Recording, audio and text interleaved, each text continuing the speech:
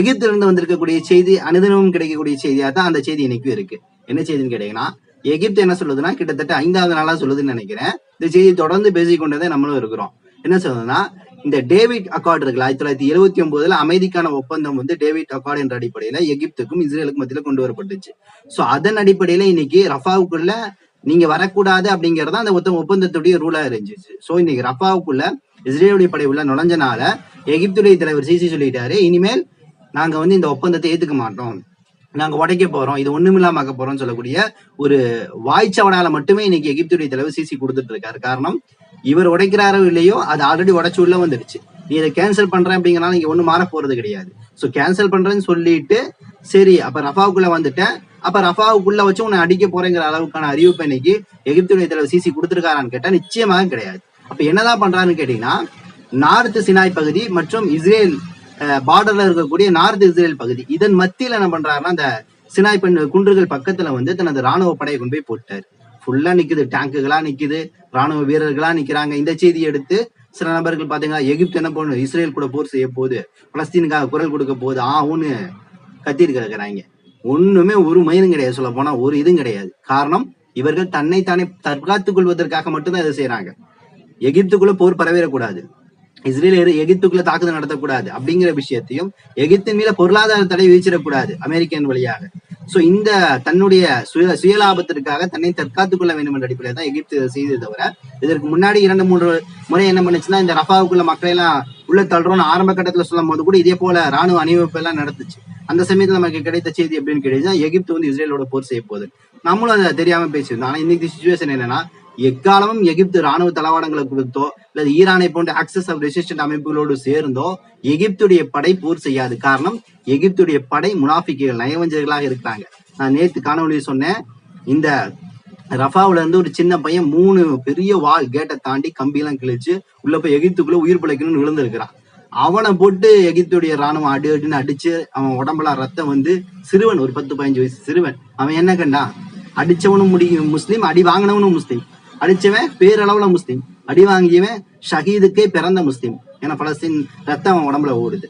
So அப்படிப்பட்ட நிலைதான் இன்னைக்கு வந்து எகிப்துல நடந்து கொண்டிருக்கிறது. அடுத்து, பலஸ்தீனை ஐக்கிய நாடுகள் சபையில ஒரு உறுப்பு நாடா ஏத்துக்கிட்டாங்க அப்படிங்கிற விஷயத்த நான் சொன்னேன். 143 நாடுகள் அங்கீகரிச்சுட்டாங்கன்னு சொன்னேன். சோ இதோடு சேர்த்து ரஷ்யா முதல் நாடாக நிச்சயமாக அங்கீகரிக்கக்கூடிய எல்லா தகுதிகளும் பலஸ்தீனுக்கு இருக்கு அப்படிங்கிற ஒரு விஷயத்த பதிவு செஞ்சிருக்கு. அதுக்கு அடுத்துதான் ஒரு ஆச்சரியம், பிரான்சுடைய இமானுவேல் மேக்ரான் இன்னைக்கு பலஸ்தீனுடைய இந்த உறுப்பு நாடாக ஐநாவில் ஏத்துக்கிட்டதை வரவேற்றிருக்கிறாரு. இது சரிதான் சொல்லிட்டு ஒரு ஸ்டாண்டுக்கு போயிருக்காரு. ஏன்னா பிரான்ஸை பொறுத்த வரைக்கும், இமானுவேல் மேக்ரானை பொறுத்த வரைக்கும் அக்டோபர் 7க்கு அப்புறம் முழுக்க அமெரிக்கா இஸ்ரேலோடு தான் கலந்திருந்தாரு. அவர் இந்த காசா பகுதியை விசிட் பண்ணக்கூடிய அந்த நிலைக்கு வரக்கூடிய சமயத்துல கூட வெஸ்ட் பேங்க்ல மஹ்மூத் அப்பாஸை பார்த்துட்டு அப்படியே ரிட்டர்ன் ஓடிட்டாரு.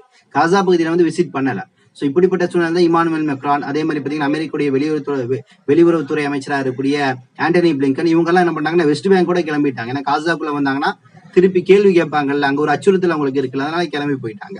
சோ இந்த சூழல்ல பிரான்ஸ் வந்து பலஸ்தீனை அங்கீகரிப்பதற்கான ஐநாவில் ஒரு உறுப்பு நாடாக ஒரு முடிவு எடுத்திருக்கிறது நிச்சயமாக வரவேற்கத்தக்க விஷயமா காணப்படுது.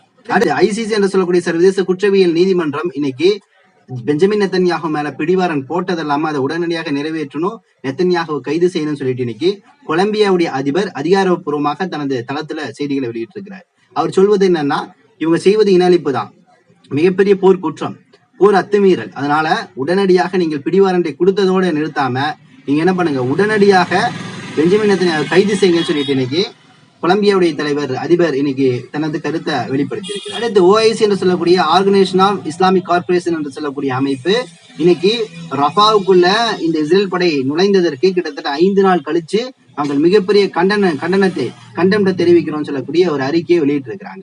எப்பயும் போலவே டீ வடை சாப்பிட்டுட்டு பொறுமையா ஆறி அமர்ந்து அந்த டீ ஆறுறதுக்குள்ள ஒரு முடிவெடுக்கணும் அப்படிங்கிற அடிப்படையில ஆறுறதுக்கு முன்னாடி இன்னைக்கு முடிவெடுத்துட்டாங்க. சோ இந்த நிலைப்பாடு தான் இன்னைக்கு இஸ்லாமிய நாடுகள்ல இருந்து கொண்டிருக்கு அப்படிங்கிற விஷயத்த பார்க்க முடியுது. அடுத்து, இந்தோனேஷியால சரியத் சட்டம் என்பது இன்னைக்கு கடுமையான முறையில் நிறைவேற்றப்பட்டிருக்கு அப்படிங்கிற ஒரு செய்தி வந்திருக்கு. என்னன்னு கேட்டீங்கன்னா, LGBTQ என்று சொல்லக்கூடிய ஓரின சேர்க்கையாளர்களுடைய செயல்பாடுகள் உலக அளவில் அதிகமா காணப்படுது. இவர்கள் முன்பெல்லாம், அதாவது 1960, 50 அல்லது 40 காலகட்டங்கள் அங்கொன்றும் இங்கொன்றும் இருந்தார்கள். ஆனால் இவர்களுடைய குறைபாடை கண்டுபிடிச்சு சரியான மருத்துவம் என்பது கொடுக்கப்பட்டுச்சு. அந்த காலகட்டங்கள்ல பெரிய அளவுல இவங்க வந்து ஒரு கம்யூனிட்டியா உருவாகல. ஆனா இன்னைக்கு இவர்களுக்குன்னு ஒரு என்ன சொல்றது, ஒரு பிளாக் இருக்கு, இவர்களுக்கும் கம்யூனிட்டி இருக்கு. இவர்கள் ஒரு கூட்டமாக சேர்ந்து கொண்டு சில விஷயங்களை மூவ் பண்ண ட்ரை பண்றாங்க. குறிப்பாக உலக ஒழுங்கு என்ற விஷயத்தை கெடுக்கக்கூடிய ஒரு இடத்தை நோக்கி தான் நகர்ந்திருக்கிறாங்க. அதுல மனிதனுடைய இயல்பு வாழ்க்கைகள், இயல்பு நிலைப்பாடுகள், குடும்ப உறவுகள் எல்லாத்தையும் டெஸ்ட்ராய்ட் அழிச்சிட்டு இருக்கிறாங்க. சோ இந்த வேலையில தான் இந்தோனேஷியால சரியத் சட்ட அடிப்படையில இப்படி ஓரினச் சேர்க்கையில் ஈடுபட்ட 2 ஆண்கள், இந்த 2 ஆண்களையும் கூப்பிட்டு மிகப்பெரிய அளவுல தண்டனை கொடுக்கப்பட்டிருக்கு. எப்படின்னா ஷரியத்துல இப்படி சவுக்கடி என்பது கொடுக்கப்படும் சொல்லக்கூடிய ஒரு தண்டனை இருக்குல்ல. திருமணமான பின்னாடி, திருமணத்துக்கு முன்னாடி 77 சவுக்கடி, திருமணம் ஆய் தவறு செஞ்சேன்னா கல்லில் அடிச்சு கொலை செய்யணும்.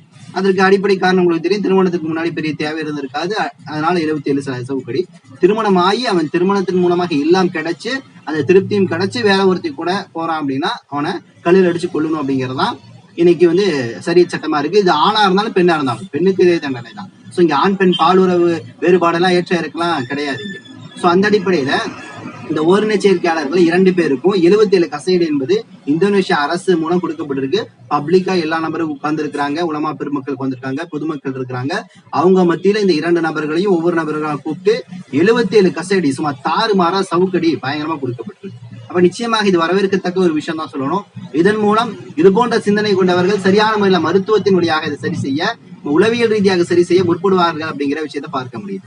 சோ இந்த கருத்திற்கு ரஷ்ய தலைவர் புட்டின் அவர்கள் நிச்சயமாக ஆதரவு தெரிவிச்சிருக்காரு நம்மளால பார்க்க முடியுது. ஏன்னா இந்த ஓரினச் சேர்க்கையாளரை ஒடுக்கக்கூடிய ஒரு இடத்துல அவர்களை ஒடுக்கணும்னு அடிச்சு அவர்களை கைது செய்யணும், அவங்களை தண்டனை கொடுக்கணும் அப்படிங்கறத தாண்டி அவங்களை சரி செய்யணும் அப்படிங்கிற இடத்தை நோக்கி ரஷ்ய தலைவர் புட்டின் சென்றிருக்கிறாரு. நம்ம முன்னாடி காணொலியில சொன்னோம், ரஷ்யாவில இந்த ஓரினச் சேர்க்கையாளர் LGBTQ ஒரு அமைப்பாக இருந்தாங்கன்னா அவங்க தீவிரவாத அமைப்பு என்று முத்திரை குத்தப்பட்டு அவர்கள் என்ன பண்ணுவாங்க, அப்புறப்படுத்தப்படுவார்கள் என்ற செய்தியை விளாடிமிர் புட்டின் அவர்கள் அறிவிப்பு செஞ்சிருந்தாங்க. சோ அந்த அடிப்படையில இன்னைக்கு உலகம் முழுக்க ஒரு நல்ல நிலையை நோக்கி இன்னைக்கு புட்டின் அவர்கள் கொண்டு சென்று கொண்டிருக்கிறார். இறுதியாக ஹிஸ்புல்லா இன்னைக்கு 3 வகையான தாக்குதல்கள்ல செயல்பாடுகள்ல ஈடுபட்டு இருக்குது. 3 தாக்குதல்களும் மிகப்பெரிய அளவில் நடைபெற்று இருக்குது. முதல் தாக்குதல் பாத்தீங்கன்னா மெட்டுலாவில் இருக்கக்கூடிய இஸ்ராலி என்று சொல்லக்கூடிய இஸ்ரேலுடைய ராணுவ குடியிருப்பின் மேல தாக்குதல் நடத்தி இருக்குது. 2வது தாக்குதல் டாஸ்ம் என்று சொல்லக்கூடிய இடத்துல, 3வது தாக்குதல் ரம்யா தளத்துல. சோ 3 தாக்குதல்களும் பிளாஸ்டிக் மிசில்கள் மூலம் மிகப்பெரிய அளவுல தாக்குதல் நடத்தி அந்த இடத்தை ஒன்றும் இல்லாம அழைச்சிருக்கு அப்படிங்கிற செய்தியும் அந்த வண்ணம் இருக்கு. இன்னும் சில தகவலை திரட்டி கொண்டு இன்ஷா அல்லாஹ் விரைவில் உங்களை சந்திக்கின்றேன். நன்றி. அஸ்ஸலாமு அலைக்கும் வரஹ்மத்துல்லாஹி வபரகாத்துஹு.